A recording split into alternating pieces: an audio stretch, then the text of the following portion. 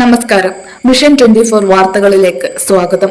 മരുതോങ്കര ഗ്രാമപഞ്ചായത്ത് ടൗൺ സൗന്ദര്യവൽക്കരണത്തിന്റെ ഭാഗമായി മരുതോങ്കര അങ്ങാടിയിലെ 40ഓളം വ്യാപാരികൾ പാതയോരത്തെ ഇരുമ്പ് കൈവരിക്കുമ്പോൾ ചെടിച്ചട്ടിയിൽ നട്ടുപിടിപ്പിച്ച പച്ചക്കറിയും പുഷ്പച്ചെടികളും കൗതുകമാവുന്നു. മരുതോങ്കര കൃഷിഭവനിൽ നിന്നും ലഭിച്ച പച്ചക്കറി തൈകൾ ചെടിച്ചട്ടികളിൽ ജൈവരീതിയിൽ മണ്ണും വളവും ചേർത്ത മിശ്രിതത്തിലാണ് നട്ടത്.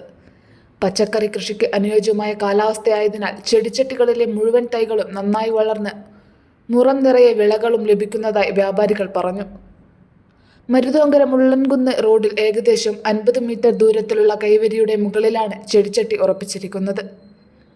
അങ്ങാടിയിലെ പലചരക്ക് വ്യാപാരിയായ മത്തത്ത് മോഹനന്റെ നേതൃത്വത്തിൽ കാലത്തും വൈകിട്ടും വെള്ളമൊഴിക്കുന്നത് ഏറെ സന്തോഷം തരുന്നതായി വ്യാപാരികൾ പറയുന്നു.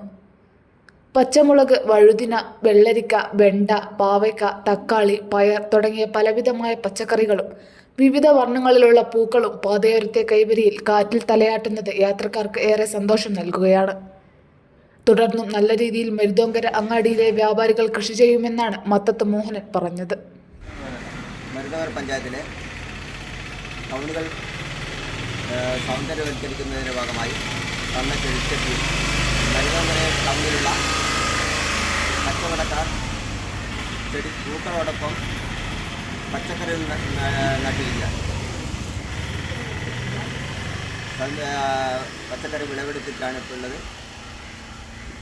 അത് തുടർന്നും മറ്റുള്ള കച്ചവടക്കാരും ഓരോ ടൗണിൽ ഏറ്റെടുക്കണമെന്നാണ് ഞങ്ങൾക്ക് പറയാനുള്ളത്.